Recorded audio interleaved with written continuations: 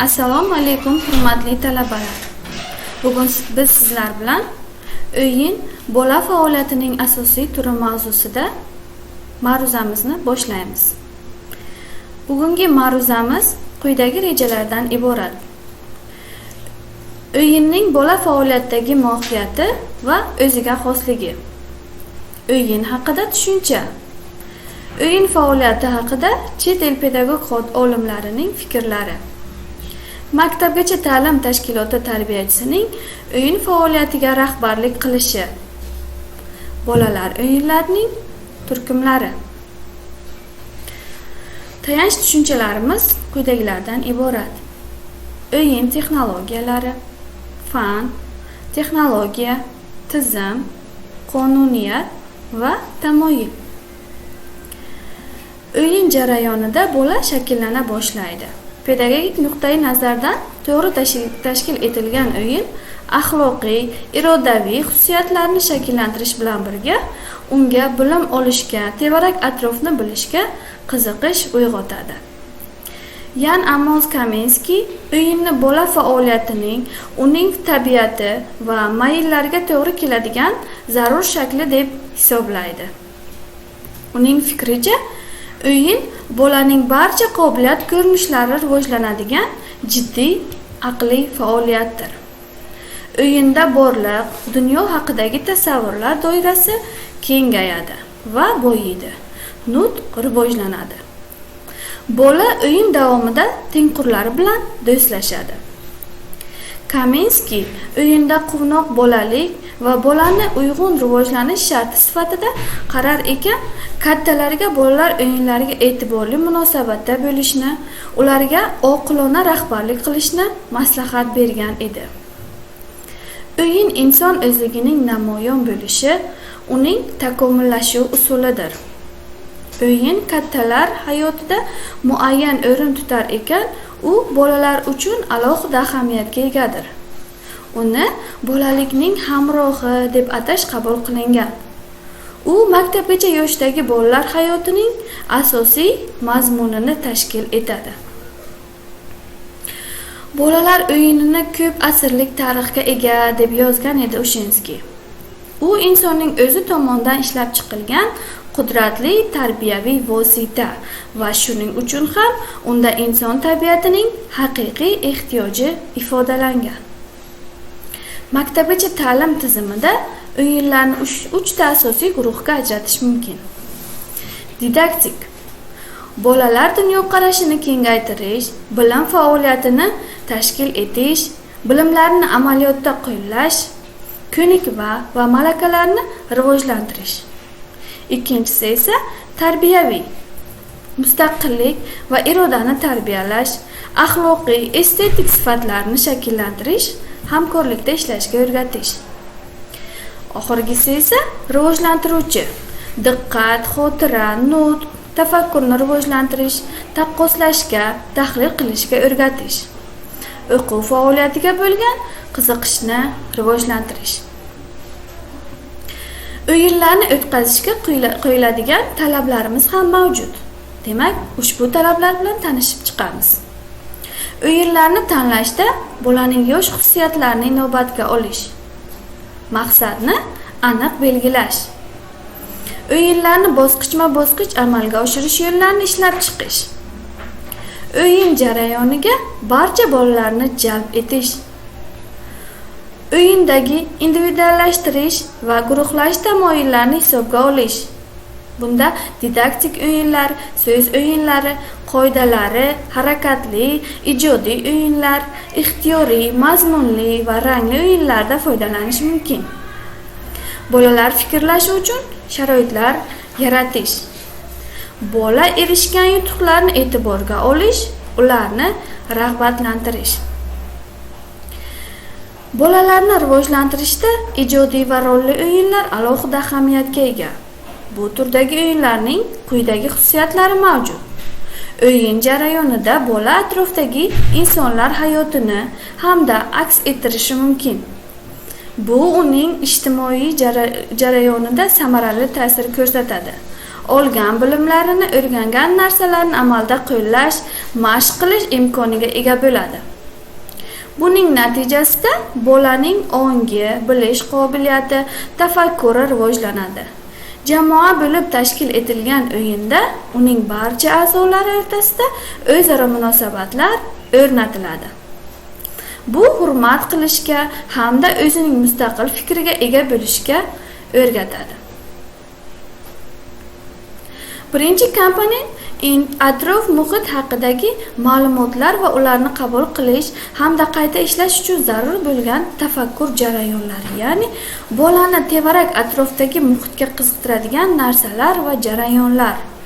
Ma'lumot olish vositasi, ma'lumotlarni qayta ishlash. Ikkinchi komponent esa insonning ma'lumotga bo'lgan munosabati. Har qanday ma'lumot insonning u yoki bu narsa, hodisa va jarayonga bo'lgan munosabatini belgilaydi. Lekin bu munosabat kattalar va bolalarda bir xil emas. Kattalar ma'lumotni qabul qilgandan keyingina unga bo'lgan ijobiy yoki salbiy munosabatni bildirishlari.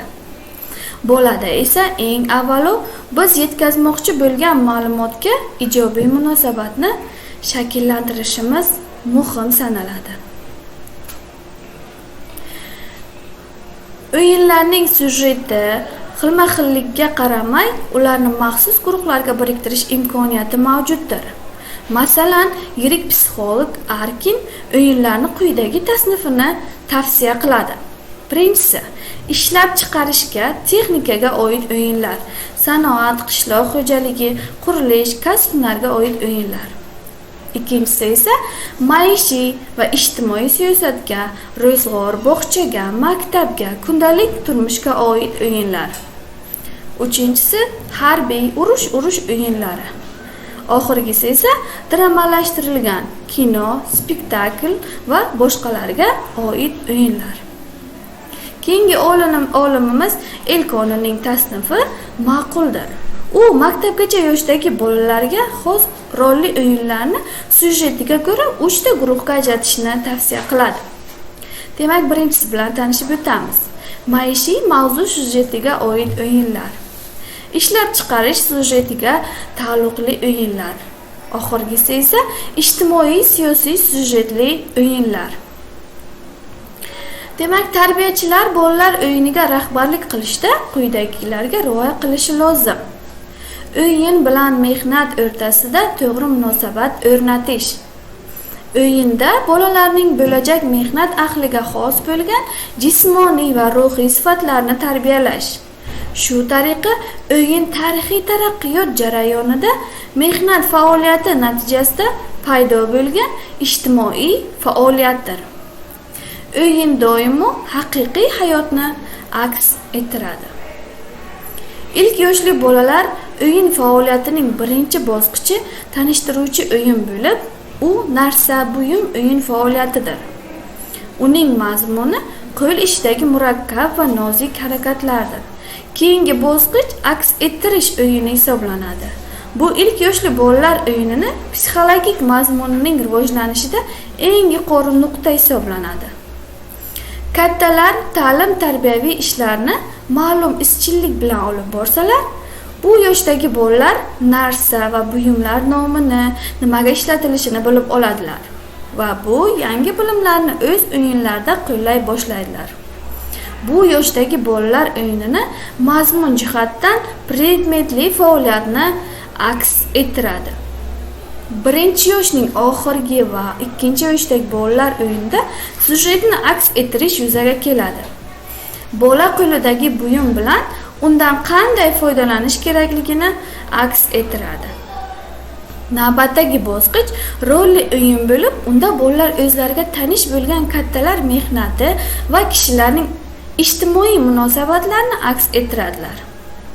Bolalar o'yin faoliyatining bosqichma-bosqich rivojlanishi to'g'risidagi ilmiy tasavvurlar har xil yosh guruhlarda bolalarning o'yin faoliyatiga rahbarlikning aniq sistemali tavsiyalarini ishlab chiqish imkoniyatini yaratdi. O'yin bolada ko'pincha mehnat qilish xohishini uyg'otadi. o'yin uchun kerakli narsalarni tayyorlash va yasashga majbur qiladi. O'yinda hozirgi zamonaviy bolalarga xos bo'lgan texnikaga qiziqish paydo bo'ladi va rivojlanadi. Bolalar har xil mashinalar yasaydilar va texnik o'yinchoqlar bilan o'ynaydilar. O'yin estetik tarbiyaning muhim vositasidir. O'yinda ijodiy xayol, fikrlash qobiliyati yuzaga keladi va rivojlanadi. Yaxshi tanlangan o'yinchoq badiiy didni tarbiyalashga yordam beradi. Harakatli o'yinlarda harakatning go'zalligi va maromi bolalarni o'ziga maftun qiladi.